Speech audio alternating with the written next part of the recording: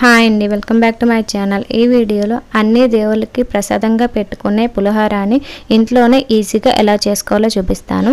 ఇంకా లేట్ చేయకుండా తయారీ విధానాన్ని చూసేద్దాం. ముందుగా ఉడికించుకున్న రైస్ని తీసుకోండి. వేడివేడి అన్నాన్ని తీసుకుంటే మనకు పులిహోర అనేది టేస్టీగా వస్తుంది.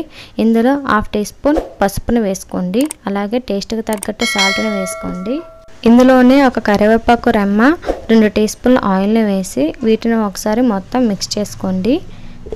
ఈ వీడియోలో నేను చెప్పినట్టు మీరు పులిహోర చేశారంటే అచ్చం ఫంక్షన్స్లో తింటాం కదా, ఆ టేస్ట్లో వస్తుంది.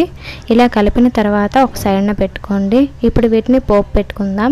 స్టవ్ ఆన్ చేసే ప్యాన్ పెట్టుకొని 3 టీ స్పూన్స్ ఆయిల్ని వేసుకోండి.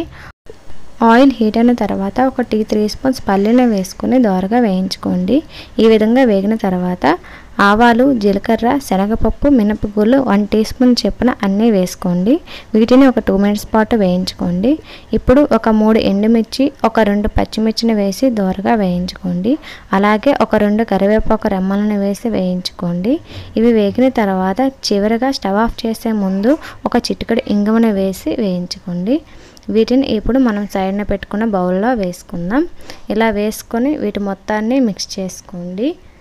పులిహోర చాలామంది ఇష్టపడతారు కాబట్టి అందరూ ఇది నేర్చుకోవాల్సిన రెసిపీ.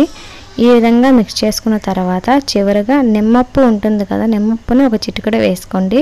లేదంటే ఒక 3 టీ స్పూన్స్ నిమ్మరసాన్ని వేసి కలిపేసుకోండి. అంతేనండి, మనకి టేస్టీ పులిహోర రెడీ అయిపోయింది. వీటిని మనం దేవునికి ప్రసాదంగా పెట్టచ్చు, లేదంటే అప్పటికప్పుడు బ్రేక్ఫాస్ట్ కావాలన్నా చేసుకోవచ్చు. టైం లేనప్పుడు పిల్లలకి లంచ్ బాక్స్ చేయాలన్నా వీటిని మనం సర్వ్ చేసుకోవచ్చు.